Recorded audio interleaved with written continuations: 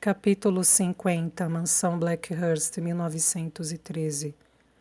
Adeline virou-se, respirando com força e encolhendo a barriga. Como assim? As coisas não correram conforme o planejado? A noite tinha caído, havia sombras nos cantos da sala e as velas lançavam uma luz difusa.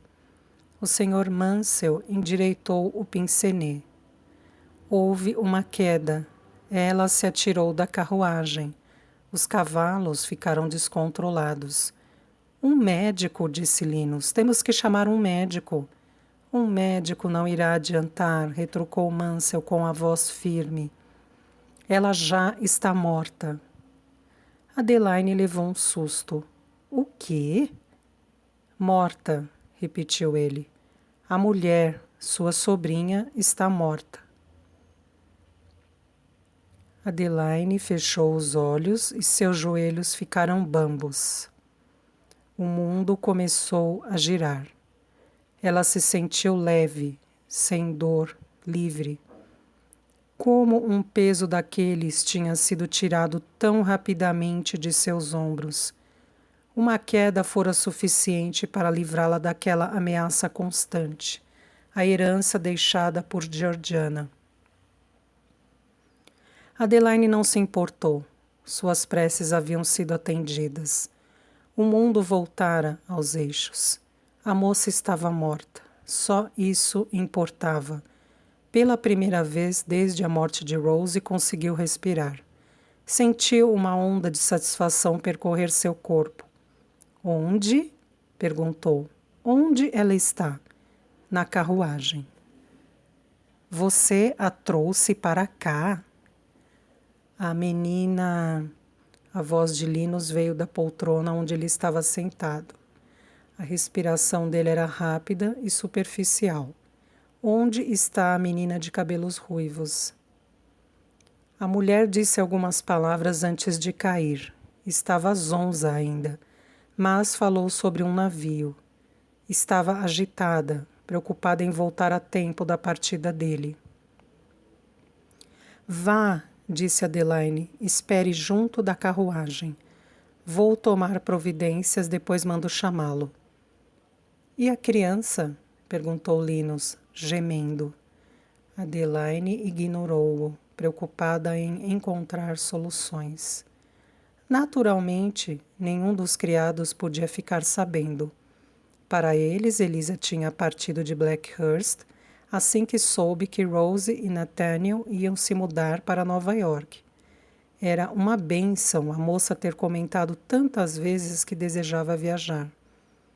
E a criança? Repetiu Linus. Seus dedos tremiam sobre o colarinho da camisa. Mansell precisava encontrá-la, encontrar o navio. Temos que recuperá-la, a menina precisa ser encontrada. Adeline engoliu em seco, enojada, olhando para ele. Por quê? Questionou ela, sentindo a pele gelar. Por que ela precisa ser encontrada? O que ela significa para nós? A voz dela era baixa.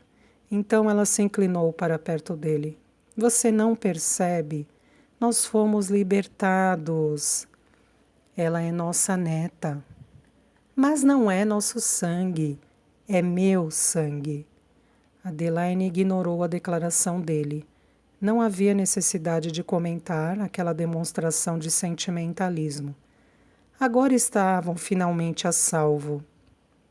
Ela começou a caminhar sobre o tapete.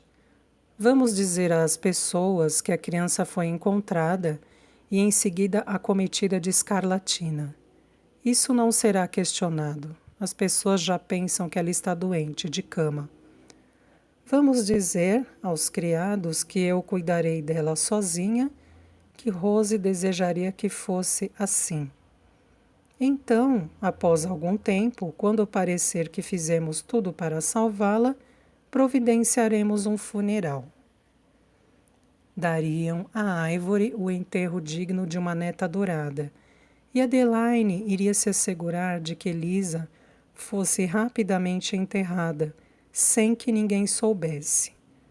Não no cemitério da família, isso era certo. O solo sagrado ao redor de Rose não deveria ser poluído pela prima. Depositariam seu corpo em um lugar onde ninguém pudesse encontrar, onde ninguém jamais fosse pensar em procurar. Na manhã seguinte, Adeline fez Davis lhe mostrar o caminho pelo labirinto. Um lugar terrivelmente úmido. O cheiro de terra úmida, que nunca via o sol, cercava Adeline por todos os lados. Sua saia preta de luto varria o chão. Folhas soltas se prendiam à bainha. Ela parecia um grande pássaro preto, com as penas encolhidas ao redor do corpo, para se proteger do inverno gelado da morte de Rose. Quando chegaram finalmente ao jardim secreto, Adeline afastou Davis e percorreu o caminho estreito. Bandos de passarinhos voaram quando ela passou, piando loucamente ao deixar os galhos das árvores. Caminhou o mais rápido que a compostura lhe permitia, louca para se livrar daquele lugar enfeitiçado e do cheiro forte e fecundo que fazia sua cabeça girar. Na extremidade do jardim, Adeline parou. Um sorriso cruel se formou em seus lábios. Era exatamente o que queria. Estremeceu e deu meia volta. Já vi o bastante. Minha neta está gravemente doente. Preciso voltar para casa. Davis a encarou por uma fração de segundo a mais do que devia. E ela sentiu um arrepio. Adeline o ignorou. O que ele poderia saber sobre o plano dela? Leve-me de volta, agora. Enquanto seguia o homem grande e desajeitado através do labirinto, Adeline manteve certa distância. Tinha uma das mãos no bolso do vestido e, de vez em quando, largava no chão pedrinhas brancas da coleção de Ivory, do pequeno pote que ela guardava no quarto de brinquedos. A tarde se arrastou, a noite se estendeu e finalmente a meia-noite chegou. Adeline se levantou da cama, colocou o vestido e amarrou as botas. Atravessou o corredor na ponta dos pés, desceu a escada e saiu. Sob a lua cheia, ela atravessou rapidamente o gramado, mantendo-se às sombras das árvores e dos arbustos. O portão do labirinto estava fechado, mas Adeline o abriu. Entrou e sorriu ao ver as primeiras pedrinhas brilhando ao luar. Ela foi de pedra em pedra até chegar ao segundo portão, que dava para o jardim secreto. O jardim murmurava dentro de seus altos muros. O luar prateava as folhas e o vento as embalava suavemente, como peças de fino metal, cordas de uma harpa soando. Adeline teve a estranha impressão de estar sendo observada. Olhou em volta, prendeu a respiração ao ver olhos em uma árvore próxima. Em um segundo desvendou o mistério ao ver as penas da coruja, seu corpo redondo, sua cabeça, o bico pontudo. Mas não se sentiu muito melhor. Havia algo estranho no olhar da ave, uma sabedoria. Aqueles olhos que vigiavam, julgavam. Ela desviou o olhar, recusou-se a permitir que uma mera ave a deixasse nervosa. Foi quando ouviu um ruído vindo da direção do chalé. Adeline se agachou perto do banco do jardim e viu duas figuras se aproximando. Ela esperava Mansell, mas quem estaria com ele? As figuras caminhavam lentamente, carregando algo grande. Colocaram o fardo do outro lado do muro. Depois, um dos homens passou pelo buraco e entrou no jardim secreto. Mansell riscou um fósforo, acendendo um lampião. Ele aumentou a chama e a luz se espalhou. Adeline ficou em pé e se aproximou. Boa noite, Lady Monttrachet, disse Mansell. Ela apontou para o segundo homem e falou com uma voz gélida. Quem é esse? Slocombe, respondeu Mansell, meu cocheiro. Por que ele está aqui? O penhasco é íngreme.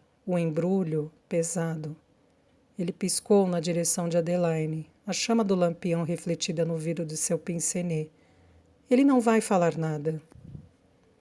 Então afastou o lampião e iluminou o rosto de Slocombe, revelando o queixo e a boca horrivelmente desfigurados. Quando começaram a cavar, aumentando o buraco que os operários já tinham feito, Adeline olhou para a figura que jazia sob a macieira. Finalmente a moça seria colocada debaixo da terra. Ela ia desaparecer e ser esquecida como se nunca tivesse existido.